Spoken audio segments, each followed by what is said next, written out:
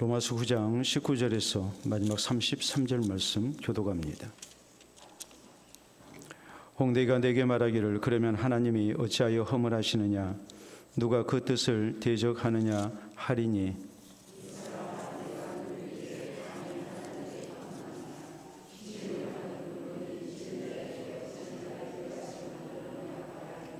토기장이가 진흙 한 덩이로 하나는 귀 있을 그릇을 하나는 전 있을 그릇을 만들 고난이 없느냐.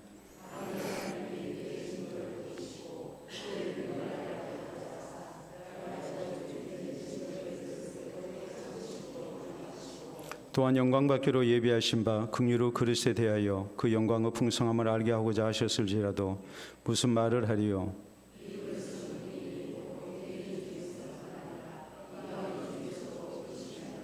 호세아 그래도 이르기를 내가 내 백성 아닌 자를 내 백성이라 사랑하지 아니한 자를 사랑한 자라 부르리라.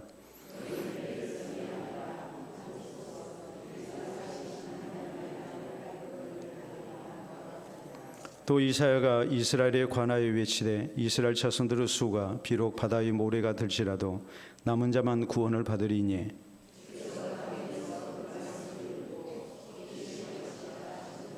또한 이사야가 미리 말한 바 만일 만군의 주께서 우리에게 씨를 남겨두지 아니하셨더라면 우리가 소돔과 같이 되고 고모라와 같았으리로다 함과 같으니라.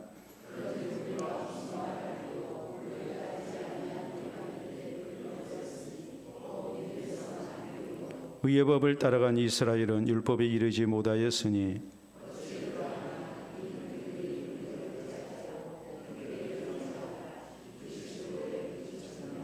기록된 바 보라 내가 걸림돌과 거치는 바위를 시온에 두노니 그를 믿는 자는 부끄러움을 당하지 아니하리라 함과 같으니라.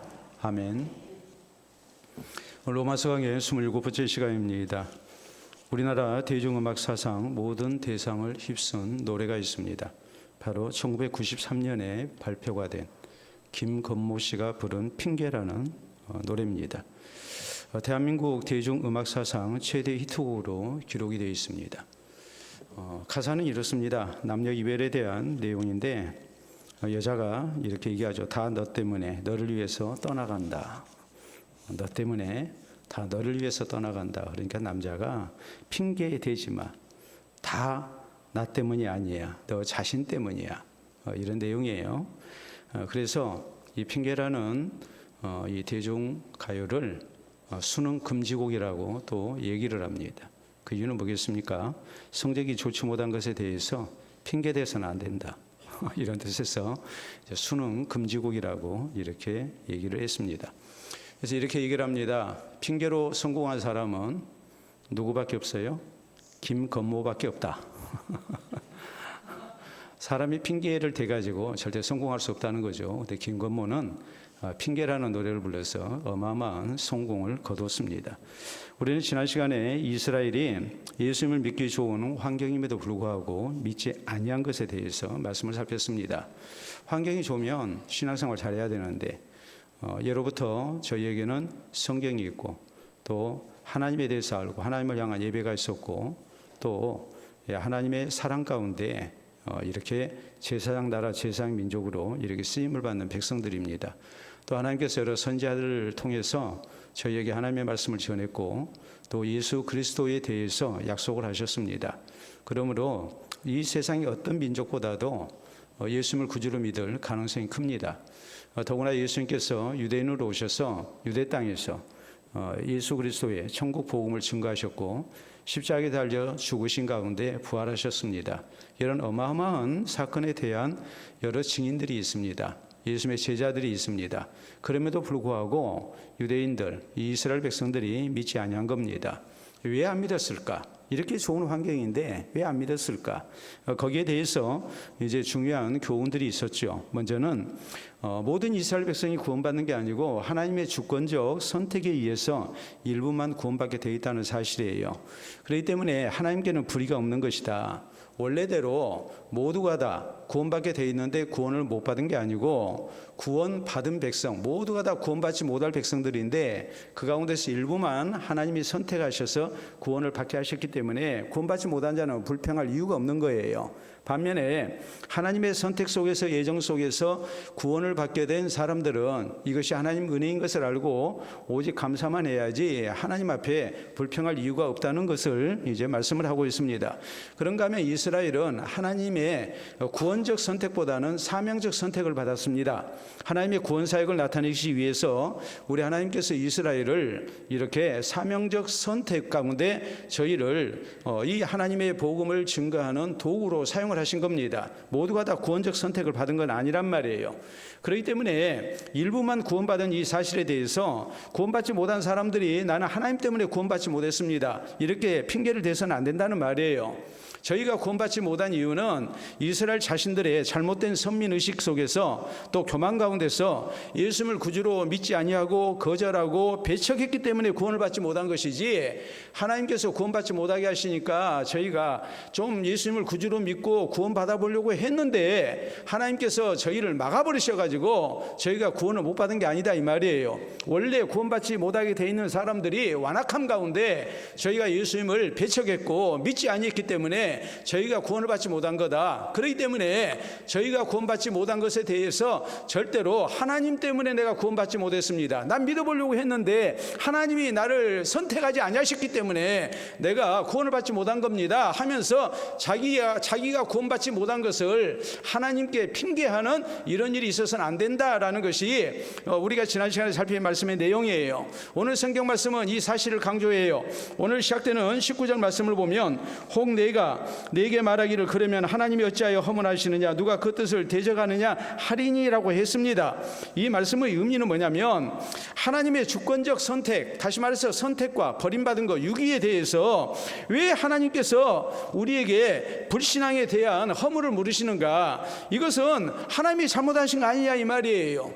나는 구원받기를 원했는데 하나님이 나를 택해주지 아니하셔서 내가 믿지 못한 거 아닙니까? 그런데 왜 하나님이 우리를 허물하십니까? 이건 하나님 탓이지 절대로 내 잘못이 아닙니다. 하나님이 이미 만세 전에 그렇게 정해버리셨고 그래서 나로 하여금 구원받지 못하게 하셨는데 왜 이 책임을 나에게 묻습니까? 이건 하나님 잘못입니다 하면서 이렇게 항의할 수 있는, 항의하는 그런 사람들이 있는데 이건 절대 그럴 수가 없다는 거죠. 어찌 우리가 하나님이 우리의 불신앙에 대해서 허물하실 수가 있느냐, 우리에게 이렇게 책임을 물으실 수 있느냐, 이건 하나님이 잘못 아니냐, 이래가지고 하나님을 대적하는 일이 있어서는 안 된다. 이것을 지금 이제 차례대로 진술을 하는 거예요. 원래 하나님의 뜻이 나를 구원받지 못하게 유기하셨기 때문에, 선택해 주지 아니하셨기 때문에 나에게는 책임이 없습니다 하면서 자꾸 핑계를 대는 거예요. 여기에 대해서 오늘 성경 말씀은 이것이 얼마나 잘못된 것인가, 이것을 우리에게 말씀을 하고 있는 거예요. 여러분, 우리가 구원받지 못한 것에 대해서도 우리는 핑계할 수가 없습니다. 또 내가 신앙생활 잘못한 것에 대해서도 우리는 이런저런 이유 때문에 내가 잘해보려고 했는데 못했다, 우리가 핑계해서도 안 돼요. 그렇기 때문에 오늘 성경 말씀이 왜 우리가 핑계해서는 안 되는가, 여기에 대한 이 말씀을 우리가 잘 살피는 가운데 참으로 우리에게 주어진 하나님의 은혜를 알고 또 이 은혜 속에 감사하면서 우리가 바른 신앙생활을 힘쓰는 구원받은 성도가 마땅히 되어야 됩니다. 자, 그러면 오늘 여기 성경 말씀, 구원받지 못한 자들이 하나님께 대적해서는 안 된다는 것, 하나님 앞에 신앙생활 잘못한 것에 대해서 우리가 핑계할 수 없다는 것, 여기에 대해서 성경이 먼저 강조하는 교훈이 있습니다. 그것은 뭐냐면 우리는 피조물이라는 말이요, 하나님은 창조주가 되신 분으로서 절대 주권을 가지고 계신 분이라는 사실을, 하나님과 나 사이의 차이를 우리가 인정해야 된다는 말입니다. 자, 20절부터 우리가 말씀을 보도록 하겠습니다. 이 사람아, 내가 누구에게 감히 하나님께 반문하느냐, 지음을 받은 물건이 지은 자에게 어찌 나를 이같이 만들었느냐 말하겠느냐. 하나님은 창조주라는 말이죠. 우리는 피조물이라는 말이에요. 근데 피조물로서 감히 하나님께 이렇게 따질 수가 있냐 이 말이에요. 21절, 토기장이가 진흙 한 덩이로 하나는 귀 있을 그릇을, 하나는 천이 있을 그릇을 만들 권한이 없느냐. 자, 도예공이 그릇을 만드는데 똑같은 흙 가운데 일부는 떼내가지고 귀 있을 그릇을 만듭니다. 근데 또 어떤 흙을 가지고는, 나머지 흙을 가지고는 그냥 천 있을 그릇을 만드는 겁니다. 우리가 쉽게 얘기하자면 일부 흙을 가지고는 이제 상감청자나 뭐 고래자기 같은 것을 만든다고 생각을 해보세요. 근데 또 나머지 흙 가지고는 뭘 만들겠습니까? 항아리를 만든달지, 또 좀 이런 얘기 죄송합니다만 옛날 같으면 요강을 만든달지, 그럴 수도 있잖아요. 이것은 누구 마음이에요? 토기장이 마음이에요. 이건 도해공 마음이에요. 그렇게 했다고 그래서 이 흙들이 나는 불만이다, 나를 가지고 고래자기를 만들어야지, 상감청자를 만들어야지, 아니 나를 요강을 만들다니, 이럴 수가 있습니까? 이렇게 도해공에게, 토기장에게 항의할 수 있느냐는 말이에요. 토기장이 얼마든지 그런 권한이 있죠. 자, 22절에 만일 하나님이 그의 진노를 보이시고 그의 능력을 알게 하고자 하사 멸하기로 준비된 진노의 그릇을 오래 참으심으로 관용하시고, 또한 영광 받기로 예비하신 바 긍휼의 그릇에 대하여 그 영광의 풍성함을 알게 하고자 하셨을지라도 무슨 말을 하리요 그랬어요. 자, 하나님께서 절대 주권에 의해서 어떤 백성에게는 하나님의 영광과 하나님의 능력을 알게 하기 위해서, 혹은 진노를 알게 하기 위해서 저희를 심판하십니다. 구원받지 못할 자를 유기하셨습니다. 반대로 어떤 백성에게는 하나님이 긍휼의 그릇으로 이렇게 저희를 구원 얻도록, 하나님의 긍휼이 얼마나 큰가 하는 것을, 당연히 구원받지 못할 자를 하나님이 용서하시고 구원하심으로 저 하나님의 긍휼을 나타내셨단 말이에요. 그렇게 했어요. 이 선택과 유기 속에서 하나님께서 이렇게 하신 일에 대해서 우리가 왜 그렇게 하십니까? 라고 따질 권세가 있냐 이 말이에요. 하나님은 창조주 되신 분으로서 세상을 다스리시는 분이기 때문에 얼마든지 하나님의 뜻대로 선택과 유기를 결정할 수 있다는 말이에요. 토기장이가 그 뜻대로 귀 있을 그릇을 만들고 천 있을 그릇을 만든 것과 마찬가지로, 하나님은 세상을 창조하신 분으로서 피조물된 우리를 어떤 사람은 구원의 백성으로 선택하시고, 어떤 사람은 원래 멸망받기로 한 대로 진노의 그릇으로 그냥 이렇게 내버려 둘 수 있다 이 말이에요. 하나님은 얼마든지 그럴 권세가 있다는 말이에요.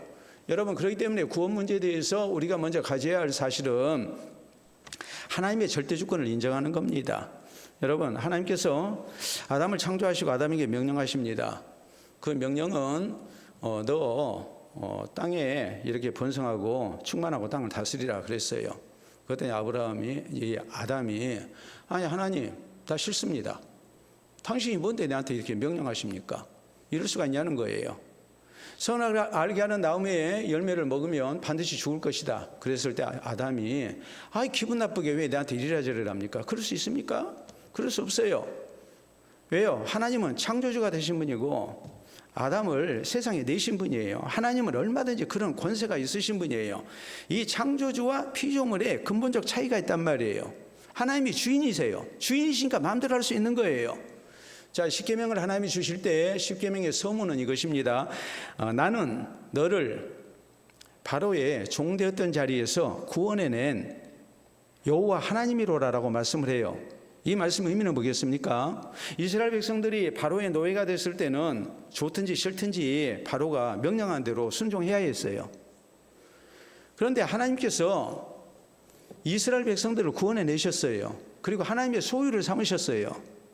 그리고 하나님께서 십계명을 주시면서 이것을 지키라고 요구를 하세요. 그럼 이스라엘 백성들이 우리 못하겠습니다, 그럴 수 있냐는 거예요. 못하죠. 왜요? 바로의 노예에서 하나님의 백성으로 구원을 받았습니다. 이제는 하나님의 소유가 됐어요. 하나님의 소유가 됐기 때문에 하나님의 말씀에 대해서 이의 없이 순종을 해야 된단 말이에요. 우리도 마찬가지죠. 예수 그리스도를 통해서 하나님의 소유된 백성이 됐어요. 구원의 백성이 됐어요. 그러니까 하나님의 말씀에 대해서 우리는 근본적으로 뭐합니까? 아멘입니다. 우리는 순종하는 거예요. 여기에 대해서 따질 이유가 없는 거예요. 왜요? 내가 하나님의 백성으로서 예수 그리스도를 통해서 구원받았기 때문에, 그래서 우리 하나님의 소유된 백성이 됐기 때문에 하나님이 명령하시면 우리는 거기에 대해서 무조건 순종하는 것이 근본적인 자세라는 말이에요. 요새 이제 여러 가지 문제가 많죠. 옛날과 달리 질서가 무너진 사회가 됐습니다. 옛날에는 부모의 권위가 있었어요. 근데 요새는 아이들이 말을 들어야 안 들어요. 자녀들이 말을 안 듣습니다. 또 옛날에는 선생님의 권위가 있었어요. 교권이 있었어요. 근데 오늘날에는 교권이 무너져 버렸죠. 학생 인권을 강조하다 보니까. 그러니까 선생님들이 교직을 수행한다는 것이 참 쉽지가 않기 때문에 이렇게 명퇴도 하고 스스로 강단을 떠나는 경우가 참 많죠. 교단을 떠나는 경우가 참 많죠. 그래서 이래요. 옛날에는 아이가 뭘 잘못해가지고 부모님한테 꾸지람을 들었습니다. 그러면 아이가 뭐라고 얘기하냐면 부모님께 혼났다 그래요. 내가 잘못했어. 근데 요새 애들은 뭐라고 얘기하냐면 부모와 엄마와 싸웠다고 그래요. 그 차이가 있어요. 내가 부모님께 잘못해가지고 꾸지람 듣고 내 잘못에 대해서 지적받고 내가 혼났다 이렇게 말을 하는 게 아니라 부모와 싸웠대요. 자식이 부모와 싸울 수 있는 급입니까? 여러분 생각을 해보세요. 부모와 자식의 관계가 그렇게 서로 맞설 수 있는 상대냐고요. 그게 아니거든요. 부모의 권위가 있고 자식된 도리가 있는 거란 말이에요. 근데 그걸 요새는 부모의 권위가 땅에 떨어지고 교사의 권위가 땅에 떨어지고 보니까 이제는 자식이 부모와 맞먹습니다. 학생들이 교사에게 맞먹습니다. 그러니까 이렇게 혼탁한 사회가 되고 말았죠. 우리가 회의할 때 의장이 투표와 개표위원을 선정하는 것을 뭐라고 얘기하냐면 의장 자벽으로 투개표위원을 선정합니다라고 얘기를 합니다. 자, 회의에 참석하신 분들은 아실 거예요. 우리 이종 장로님 자벽이라는 말 많이 들으셨죠? 최경 장로님 자벽이라는 말 많이 들으셨죠? 자벽이 뭘까요? 자, 자벽이라는 말 먼저는 회의 때 의장 권한으로 임원을 임명하는 경우를 얘기합니다. 두 번째는 절대 왕정 시대에 장관이 자기가 데리고 일할 사람을 자기 마음대로 임명하는 것을 자벽이라고 그럽니다. 자벽이라는 한자를 이렇게 씁니다. 여러분 보세요. 보시게 되면 스스로 자자에 이제 벽자가 저거예요. 근데 저 벽자가 어떤 벽자냐? 임금 벽자예요. 의장이 혹은 장관이 스스로 임금의 권세를 가지고 자기 마음대로 결정하는 거예요. 그게 자벽이에요. 우리가 사자성어를 놓고 볼 때 백성과 임금의 관계를 어떻게 얘기하느냐? 하민지벽이라고 얘기를 합니다. 임금 밑에 백성이 있다. 임금과 백성의 차이가 하늘과 땅의 차이예요. 그러니까 절대 왕정의 시대죠. 백성이 임금한테 함부로 얘기할 수 있습니까? 자백이라는 말 자체가 스스로 임금이 돼가지고 자기 마음대로 하는 거예요. 이게 자백이에요. 윤모 씨가 손바닥에 왕자 쓰고 나와가지고 지 마음대로 하려다가 문제가 생겼잖아요. 예? 지금 민주사회에서 있을 수 없는 일이거든요. 근데 이것은 곧 뭘 얘기하느냐 했을 때에 우리가 기억해야 할 일이 뭐냐면 하나님의 절대 주권을 우리가 인정해야 된다는 사실이에요. 하나님은 충분히 그러실 만한 자격이 있고 능력이 있으신 분이에요. 왜요? 전능하신 하나님으로서 세상을 창조하신 분이고 세상을 다스리고 계시는 분이고 우리 위에 계셔서 우리를 다스리고 계시는 우리를 구원하신 창조하신 하나님이시란 말이에요. 그런데 우리가 하나님 하시는 일에 대해서 왜 그렇게 했습니까? 아니 내가 뭘 잘못했습니까? 왜 나에게 허물하십니까? 이런 식으로 우리가 하나님을 대적할 수 있느냐? 절대 그럴 수 없다고 성경은 우리에게 분명하게 말씀을 하십니다. 그렇기 때문에 우리는 왜 하나님이 마음대로 선택하시고 마음대로 유기하셨는가? 여기에 대해서 이의제기를 할 수가 없는 거예요. 이건 하나님의 절대 권세예요. 왜요? 하나님은 하나님이시기 때문에 우리가 하나님과 대등한 위치에서 따질 수 있는 부분이 아니에요. 이것은 절대적으로 우리가 인정해야 할 부분이란 말이에요. 그렇기 때문에 우리 하나님의 절대 권세, 절대 주권을 우리가 인정한 가운데 하나님의 선택과 유기에 대해서 우리가 내가 구원받지 못한 것, 하나님이 나를 버리셨기 때문에 내가 구원받지 못했습니다라고 우리가 하나님 앞에 항의할 수 없는 겁니다. 우리가 핑계할 수 없는 겁니다. 이 사실 우리가 명심을 하고 이 하나님의 절대 주권 하에 선택과 유기가 갈리게 된다. 이것을 우리가 기억하고 거기에 대한 순종밖에 우리가 할 것이 없다는 것을 기억해야 됩니다. 두 번째 우리가 생각해야 할 것은 오직 하나님 은혜로 구원받았기 때문에 우리는 감사만 해야 된다는 사실을 강조해요. 자, 23절 거기 말씀 봅니다. 또한 영광받기로 예비하신 바 긍휼의 그릇에 대하여 그 영광의 풍성함을 알게 하고자 하셨을지라도 무슨 말을 하리요? 이 그릇은 우리니 곧 유대인 중에서뿐 아니라 이방인 중에서도 부르신 자니라라고 말씀을 하십니다. 하나님께서 긍휼의 그릇을 두셨는데 이 말은 이제 당연히 모두가 다 멸망받아야 할 백성들 가운데서 일부를 선택하셔서 저희로 하여금 하나님의 긍휼 가운데 구원을 받게 하셨다는 말입니다. 그래서 그 영광의 풍성함을 하나님께서 알게 하셨어요. 마땅히 우리가 모두 죄 때문에 멸망을 당해야 되는데 하나님께서 일부를 선택하시고 구원하셔서 우리 하나님이 긍휼이 풍성하신 분이라는 것을 알고 하나님 앞에 영광을 돌리게 하셨다, 이런 의미예요. 자, 24절에도 보면 이 그릇은 우리인이 곧 유대인 중에서뿐 아니라 이방인 중에서도 부르신 자니라 해서 이제 유대인 중에서 구원받은 백성들이 일부 있었잖아요. 또 이방인 중에서 이렇게 로마 교회 성도들처럼 부르심을 받은 자들이 있었잖아요. 그래서 25절에 보면 호세아의 그래도 이르기를 내가 내 백성 아닌 자를 내 백성이라 사랑하지 아니한 자를 사랑한 자라 부르리라. 너희는 내 백성이 아니라는 그곳에서 그들이 살아계신 하나님의 아들이라 일컬음을 받으리라 함과 같으니라라고 말씀을 하십니다. 자, 호세아서 우리가 2장 23절이나 1장 10절에 있는 말씀을 보면 하나님께서 이스라엘 백성들이 하나님을 대적하고 하나님을 배신했기 때문에 마땅히 하나님의 백성이라고 말할 수 있는 입장이 못 돼요. 벼룩도 낯짝이 있다고 저희가 하나님을 그토록 배신하고 하나님을 대적하고 하나님 앞에 패역하게 살았는데 우상이라 숭배하고 하나님 앞에 범죄하고 지냈는데 이런 사람들이 도저히 하나님 앞에 하나님 우리는 하나님 백성입니다, 우리를 받아주십시오라고 말할 낯짝도 없다 이 말이에요. 그런데 하나님께서 이런 백성들을 하나님의 백성으로 받아들이셨습니다. 도저히 사랑할 수 없는 이 백성들을 하나님이 사랑하셔서 하나님의 아들이라고 일컬음을 받게 해주셨어요. 지금 그 사실을 말씀을 하고 있는 거예요. 자, 27절 28절에도 이사야 선지자 당시에 하나님의 자비와 긍휼이 어떻게 나타나는가에 대해서 말씀을 하죠.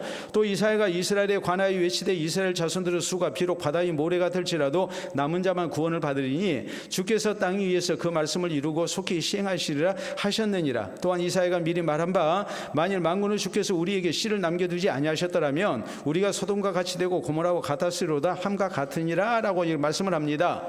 자, 이사야 당시에 이스라엘 백성들 유다 백성들이 굉장히 패역했어요. 그래서 이사야서 10장 거기 22절 이하에 보면은 하나님께서 모두가 다 멸망을 당해야 되는데 범죄로 인해서 모두가 버림을 당해야 되는데 하나님께서 일부 남은 백성들을 구원의 백성으로 긍휼을 베푸신 겁니다.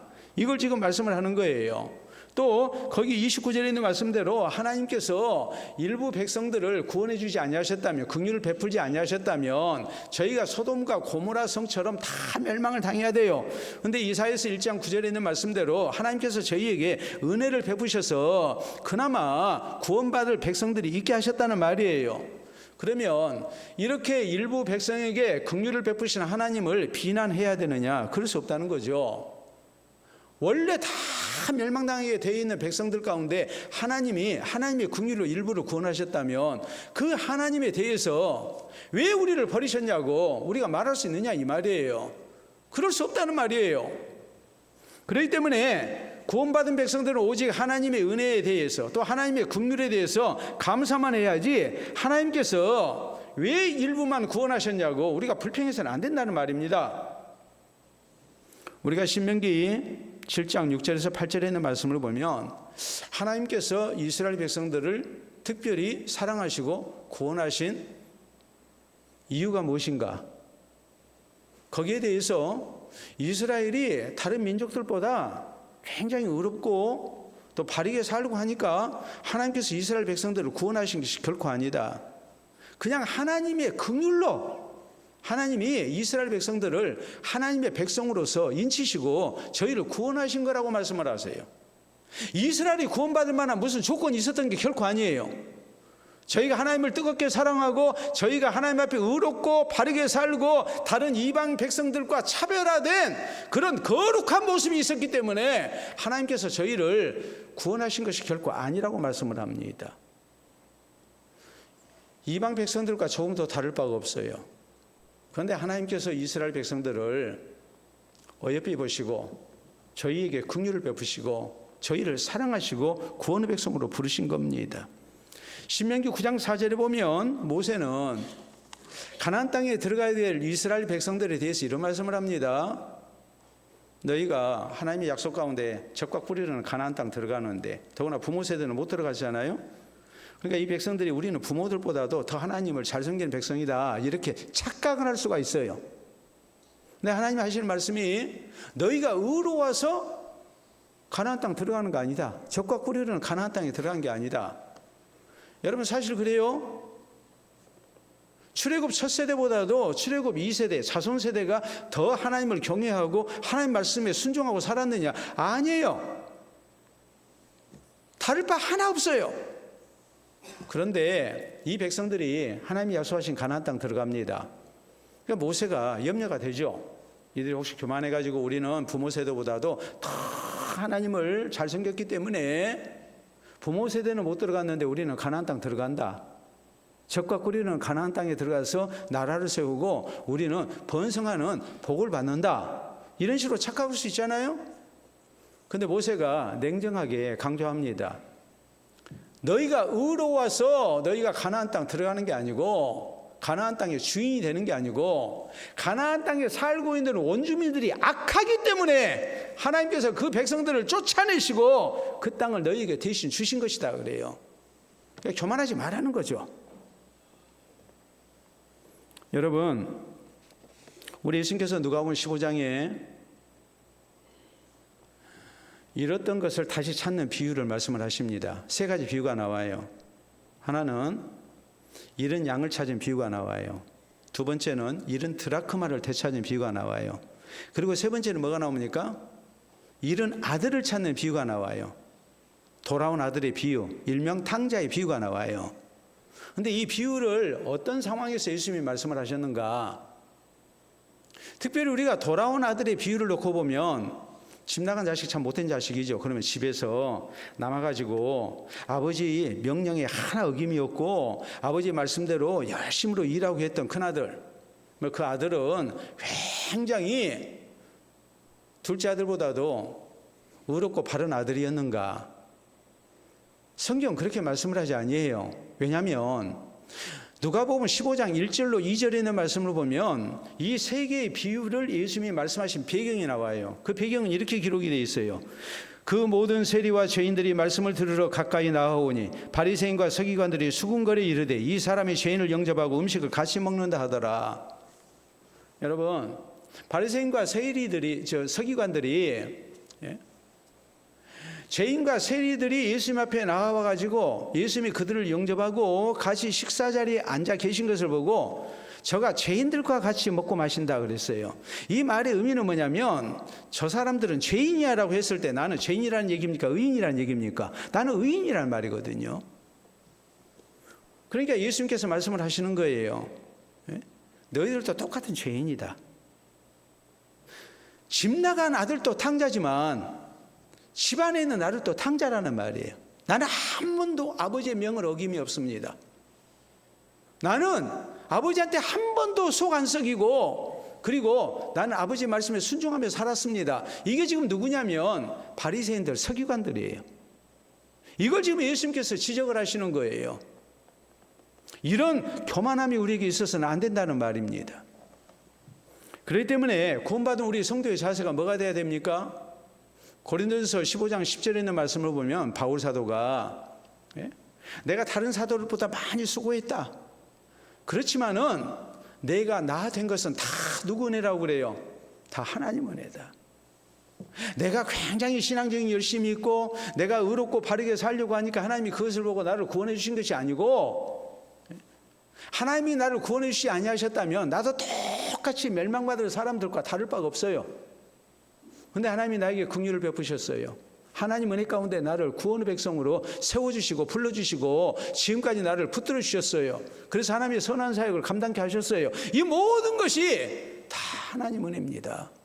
내가 잘한 것은 조금도 없습니다 라면서 고백을 하고 있는 거예요. 그렇기 때문에 구원받은 성도가 구원 못 받는 사람과의 차이를 뭐에서 찾아야 되는가? 나는 술도 안 하고 담배도 안 하고 나는 나쁜 짓도 안 하고 나는 정직하게 살았고 그래서 구원받았다? 거기서 찾아서는 안 됩니다. 구원받은 성도와 구원받지 못한 사람의 차이는 어디서 드러나야 되냐면 내가 나 된 것은 다 하나님 은혜로 돌리는 거예요. 반대로 구원받지 못한 자는 하나님 핑계를 대는 거예요. 하나님이 내게 은혜를 안 주셨어. 하나님이 나를 사랑 안 하셨어. 하나님이 나를 택해주지 아니었기 때문에 내가 오늘 이 모양 이 꼴이고 이 모든 것은 하나님 책임이라고 하나님께 핑계하는 겁니다. 그래서 이렇게 말합니다. 때문에 신앙을 갖지 말고 덕분에 신앙을 가져야 된다고 얘기해요. 여러분, 때문에와 덕분에는 다르죠. 나는 누구 덕분에 이렇게 됐습니다 하고 감사합니다. 때문에는 누구 때문에 내가 잘못됐다고 해요. 핑계를 대요. 때문에 신앙을 갖지 말고 우리가 덕분에 신앙을 가져야 된다는 말이에요. 여러분, 잠언 19장 3절에 이런 말씀이 나와요. 사람이 미련함으로 자기 길을 굽게 하고 마음으로는 여호와를 원망하느니라 그랬어요. 다 지 잘못이에요. 지가 잘못했어요. 그러면서 하나님 탓하고 있는 거예요. 하나님 핑계하고 있는 거예요. 원인이 나에게 있는데 그것은 감춰두고 그것은 드러내지 않고 다 하나님 때문에 내가 잘못된 거예요. 누구 때문에 잘못된 거예요. 그렇기 때문에 구원받은 우리 성도의 신앙은 어떤 모습이 돼야 되는가? 때문의 신앙이 아니라 덕분의 신앙이 돼야 됩니다. 하나님이 나를 택해주지 아니하셨다면, 하나님이 내게 자비와 긍휼과 은혜를 베풀어 주시지 아니했다면 나도 비신자들과 똑같이 저렇게 살 텐데, 나도 구원받지 못할 텐데, 우리가 그렇게 고백하고 살아야 된다는 말이에요. 나를 향하신 하나님의 구원의 은혜, 긍휼의 은혜, 이것을 감사하면서 하나님께 영광 돌려드리면서 하나님 덕분입니다라고 해야지, 우리가 구원받지 못한 자들처럼 하나님 때문에 누구 때문에 내가 구원받을 수 없었다고 자꾸 핑계대는 그런 모습이 돼서는 안 됨을 우리에게 말씀을 하고 있는 겁니다.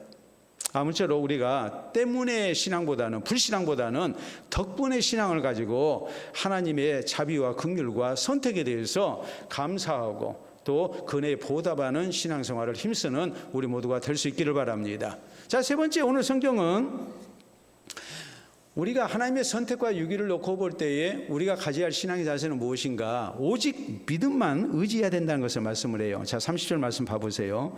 그런즉 우리가 무슨 말을 하리요? 의를 따르지 아니한 이방인들이 의를 얻었으니 곧 믿음에서 난 의요. 의의 법을 따라간 이스라엘은 율법이 이르지 못하였으니 어찌 그러하냐?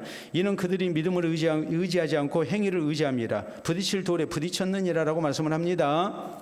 자, 이방인들은 율법을 준수함으로 해서 구원받은 게 아닙니다. 율법은 우리를 하나님 앞에 죄인 것을 깨닫게 하기 위해서 주어진 거거든요. 그러니까 이방인들은 원래가 율법이 없었고 이들은 하나님 앞에 자기가 죄인인 것을 고백하고 오직 예수 그리스도를 믿음으로 구원받는다는 이 예수 그리스도의 복음을 믿음으로 받아들였어요. 그래서 믿음으로 구원을 받았어요. 반면에 이스라엘은 어떻게 했느냐? 이스라엘은 하나님이 주신 율법을 자기들이 다 지킬 수 있다고 교만함 속에서 저희가 율법의 행위로 자기들은 의로운 백성이 됐고 하나님의 선민이 됐다고 착각을 한 겁니다. 그래서 율법의 행위를 가지고 내세웠는데 율법을 다 지키지 못해서 율법 앞에 죄인이 되고 말았어요. 율법이 거치는 돌이 되고 만 거예요. 걸림돌이 되고 만 거예요. 그러니까 율법의 행위로는 구원을 받지 못하고 이방인들처럼 우리가 오직 믿음으로 구원 얻는다는 것을 잊지 말아야 된다는 것을 지금 말씀을 하고 있는 거예요. 자, 마지막 33절에 성경은 이렇게 말씀을 하죠. 기록된 바 보라, 내가 걸림돌과 거치는 바위를 시온에 두노니 그를 믿는 자는 부끄러움을 당하지 아니하리라 함과 같으니라 라고 했어요. 여러분, 여기서 나오는 바로 걸림돌, 거치는 바위는 시온에 있다고 했는데 이건 뭘 얘기하느냐? 예수 그리스도를 의미하는 겁니다. 예수님을 구주로 믿으면 믿음으로 구원을 받는데 예수님을 거절하고 율법의 행위를 내세우는 거예요. 그런데 율법 앞에 의인이 없단 말이에요. 대한민국 헌법 많은 조항이 있죠. 그 가운데 한 10%쯤 어기면 죄인이 되고 한두 개 어기는 것은 죄인이 아닙니까? 아니에요. 모든 헌법 속에 하나만 어겨도 죄인이 되는 거예요. 하나님이 주신 율법 가운데 하나만 어겨도 다 죄인이에요. 율법은 우리를 하나님 앞에 죄인인 것을 깨닫게 하기 위해서 주신 것이고 율법 앞에 우리가 죄인인 것을 깨닫고 율법의 행위로 구원 얻는 것이 아니라 예수 그리스도를 통해서 우리가 구원 얻는다는 이 믿음으로 구원 얻는다는 것을 우리에게 가르치기 위해서 율법이 우리에게 주어진 거란 말이에요. 근데 이스라엘 백성들은 율법의 행위로 구원받으려고 했어요. 그래서 자기는 의롭다고 생각했어요. 근데 저희가 이 잘못된 선택 속에서 예수님을 구주로 믿지 않습니다. 저희에게 예수님은 거치는 돌이 됐고 걸림돌이, 부딪히는 돌이 되고 말았습니다. 예수님을 믿지 아니함으로 저희는 구원받지 못하는 존재가 되고 말았다고 이렇게 강조를 해요. 그러니까 우리가 하나님의 선택과 유기를 생각할 때 우리 성도에게 필요한 것은 뭐냐면 오직 예수님을 구주로 믿는 믿음이에요. 우리 행위를 내세워서는 안 돼요. 자꾸 우리의 행위를 내세우다 보면 우리는 예수님 앞에 부딪힐 수밖에 없어요.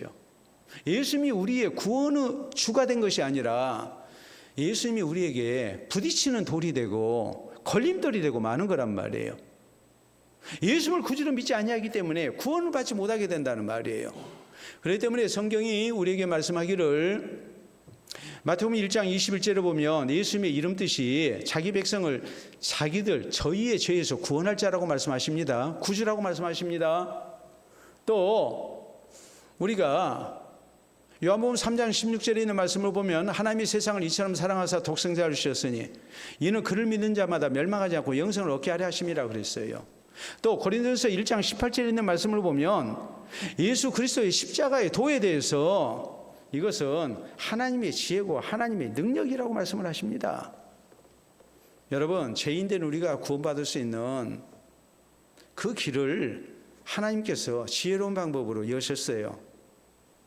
죄인된 우리를 대신해서 예수님을 십자가에 달려 죽게 하심으로 하나님의 공의를 이루시고 또 우리를 사랑하시는 하나님의 사랑을, 긍휼을 나타내신 거예요. 그러니까 이것은 십자가의 도가 멸망받을 자에게는 말 그대로 거치는 것이 되지만 구원받을 우리에게는 하나님의 지혜고 하나님의 능력이 되는 겁니다. 오직 우리가 예수 그리스도의 십자가의 은혜만을 믿는 사람이 되어야 돼요. 자, 사람이 물에 빠졌습니다. 물에 빠졌으면 바로 들어가서 구조합니까? 바로 들어가서 구조하다 보면 같이 죽죠. 왜요?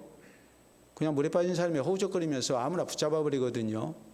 그러면 구조하러 들어간 사람 붙잡아가지고 같이 물에 빠져 죽어요. 그러니까 물에 빠진 사람을 구조할 때는 그가 힘이 빠질 때까지 기다렸다가 구조를 해요. 나를 완전히 포기한 상태에서 구조가 가능해요.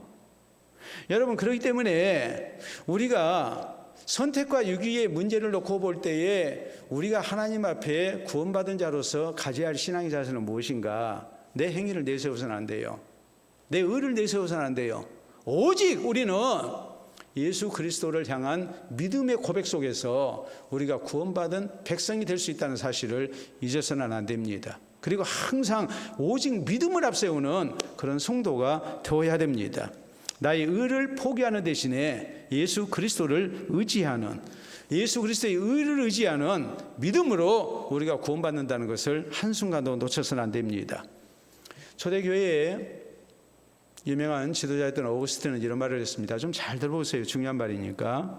하나님의 은혜는 선택받기에 합당한 사람을 발견하는 것이 아니라 만들어내는 것이다 라고 했어요. 무슨 말이냐면 하나님이 세상을 보실 때 어떤 사람을 선택할까? 저 사람은 굉장히 의롭고 바르게 살려고 그러고 인물도 잘생겼고 가문도 좋고 또 성품도 참 좋고 그래서 하나님께서 그 사람을 선택을 하셨느냐, 그런 말이 아니다. 하나님은 자격 없는 사람을 택하셔서 자격 있는 사람으로 만들어 가신다라고 했어요. 우리가 그러잖아요. 딱 인상을 보고서 저 사람은 교회 다닐 것 같아요. 전도하면 먹힐 것 같아요. 그게 아니에요. 다른 사람들이 그래요. 어쩐지 목사님 같대요. 아주 기분이 좋습니다. 야, 나를 보고 목사 같다고 했으니까 어쩐지 장로님 같아요. 어쩐지 권사님 같아요 하면 기분이 엄청 좋죠. 근데 우리가 목사 같으니까 목사가 됐고 장로 같으니까 장로가 되고 권사 같으니까 권사가 된 게 아니에요. 목사가 됐기 때문에 목사처럼 보이려고 애를 쓴 거예요. 뭔 말인지 아시겠습니까? 김 목사님 맞아요, 틀려요? 우리 목사님은 딱 보면 목사님같이 생겼죠? 목사님같이 생겨서 목사님이 됐습니까? 목사님이 됐기 때문에 목사님처럼 살려고 애쓰다 보니까 목사님 같다 그러는 거예요. 장로님들도 마찬가지고 권사님도 마찬가지예요. 어거스틴의 말은 그 말이에요. 선택받기에 합당한 사람을 하나님이 발견하신 것이 아니라 선택받기에 합당한 사람을 우리를 만들어 가시는 거예요. 그게 하나님의 은혜예요. 자격 없는 죄인을 하나님의 긍휼과 사랑으로 선택하신 겁니다. 구원받기에 합당한 하나님의 백성으로 우리를 성숙되게 하시는 겁니다. 우리를 택하시고 우리를 세상에 내시기만 한 것이 아니라 우리가 거룩한 하나님의 백성으로 자라날 수 있도록 변함없이 끊임없이 우리 가운데 성령으로 역사하시고 간섭하고 계시는 거예요. 그래서 오늘 내가 목사처럼 보이는 것이고 장로님처럼 보이는 것이고 권사님처럼 보이는 것이에요. 유명한 밀턴 목사님은 그의 작품 신라곤에서 이런 말씀을 했습니다. 구원받은 사람은 하나님의 위대하심과 은혜와 공의로우심을 찬양하면서 천국 가는데 구원받지 못한 사람은 계속 하나님 불평하고 원망하면서 지옥에 떨어진다 그랬어요. 그 차이가 있는 거예요. 오늘 우리의 신앙생활을 놓고 볼 때 하나님의 선택과 유기에 대해서 우리가 어떤 신앙의 자세를 가져야 할 것인가. 우리는 다행스럽게 하나님의 선택 가운데 하나님의 은혜와 긍휼로 구원받은 성도들이에요. 여기에 대해서 우리가 어떤 신앙 고백이 있어야 됩니까? 하나님의 절대 주권으로 내가 선택됐고 또 구원받게 됐다는 것을 인정해야 돼요. 내게 어떤 조건이 있는 게 아니에요. 하나님이 창조주가 되셔서 하나님이 마음대로 하신 거예요. 하나님이 나를 귀하게 봐주신 거예요. 그렇기 때문에 우리는 이 하나님의 은혜에 대해서 오직 감사하고 하나님께 영광을 돌려드려야 됩니다. 그리고 우리는 절대 교만해서는 안 돼요. 내가 남들보다 더 나은 조건이 있으니까 하나님이 나를 택하셨다는 이런 잘못된 생각을 해서는 안 됩니다. 제가 그런 얘기 잘 하잖아요. 예? 어떤 마음씨 좋은 총각이 있었는데 동정심이 많은 사람이에요. 그래가지고 주변에 있는 여러 아가씨들 가운데 이제 자기 배우자를 고르는데 얼굴이 얽어가지고 우리가 곰보라 그러죠. 얽은 여성을 불쌍히 여겼어. 그래서 그 여인을 자기 아내로 맞이했습니다. 도저히 있을 수 없는 놀라운 기적이 일어난 거예요. 결혼을 했습니다. 그런데 이 아내가 밖에를 나가려면 화장을 좀 더 진하게 해요. 얽은 얼굴을 가리기 위해서 아주 화장을 진하게 합니다. 죄송해요. 얼굴에 좀 김이 있고 하신 분들은 화장 좀 진하게 하시잖아요. 그런데 얼굴이 얽었으니까 얼마나 화장을 진하게 오래 하겠습니까? 그런데 이제 봄날 같이 부부간 외출을 하기로 했는데 봄날이니까 창문 열어놨잖아요. 그래서 화장을 팍 바르고 했는데 남편이 나갈 준비 다 했는데 아내가 계속 얼굴에 화장을 해요. 남편이 보기에는 얼굴 얽은지 동네 사람들이 다 알고 또 그렇게 해봐야 가려지지도 않고 그러니까 그냥 잘난 남편하고 같이 가면서 좀 감사하고 가면 좋겠는데 화장하느라고 약속 시간 늦게 생겼어요. 그러니까 남편이 빨리 서두르라고 막 얘기를 해요. 여러 차례 얘기해도 계속 화장만 하고 있어요. 얼마나 화장 냄새가 밖으로 퍼졌든지 벌이 날아 들어와가지고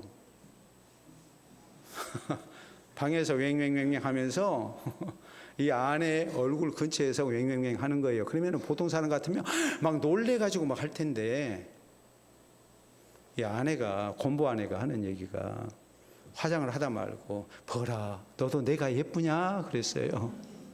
그러니까 남편이 열받아가지고 하는 얘기가 지 집인 줄 알고 왔다. 그게 착각한 거죠. 여러분, 우리가 구원받은 것은 다 하나님 은혜예요.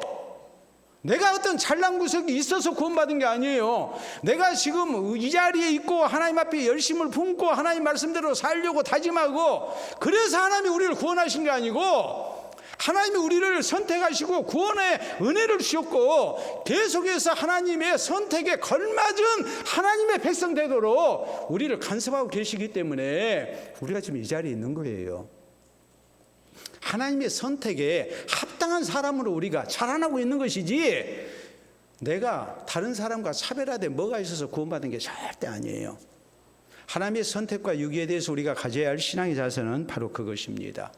하나님, 난 자격 없습니다. 그러나 하나님의 절대 주권에 의해서, 절대적 선택에 의해서 하나님이 나에게 긍휼을 베푸셨고 구원의 은혜를 주셔서 내가 하나님의 자녀가 됐습니다. 하나님, 오직 나는 진실되게 감사하고 하나님 의지하고 구원받은 성도로서 부끄럽지 않는 모습으로 거기에 걸맞게 살아가겠습니다. 이것을 다짐하는 우리 모두가 되어야 됩니다. 우리 함께 기도합니다. 우리가 그런 착각을 많이 하죠. 내가 하나님 말씀대로 살았으면, 남들 신앙생활 하지 아니할 때 내가 신앙생활 열심히 하고 있으면 꼭 이런 내 모습 때문에 하나님이 나를 구원하셨다라는 착각을 할 수가 있습니다. 그게 아님을 다시 한번 기억하고, 하나님의 절대 주권 속에서 조건 없이 하나님의 자비와 긍휼로 내가 구원받았다는 걸 명심하고, 오직 예수 그리스도의 십자가의 은혜만 나를 구원할 수 있음을 믿고 오직 믿음을 의지하는 그런 신앙의 자세 우리에게 있어야 됨을 기억하고 우리가 다짐하는 기도를 드립니다.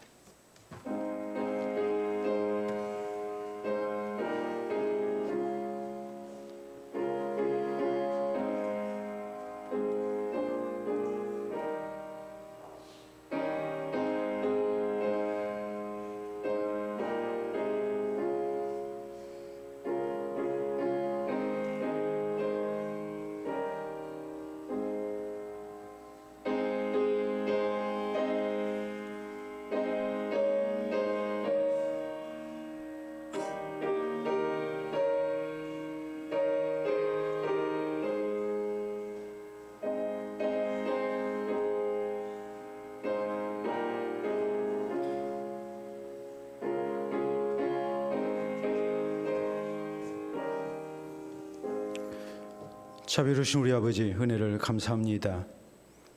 구원받기에 합당한 어떤 모습 있지 아니한 우리를 하나님께서 절대적 주권 속에 구원의 백성으로 선택해 주시고 하나님의 크신 자비와 긍휼 가운데 우리가 예수님을 구주로 믿어 구원의 백성 된 것 진심으로 감사합니다. 나의 나됨을 우리가 바로 알고 오직 하나님 은혜에 감사할 수 있기를 원합니다. 오직 예수 그리스도를 나의 구주로 믿음으로 우리가 이 자리에서 이탈하지 않기를 원합니다.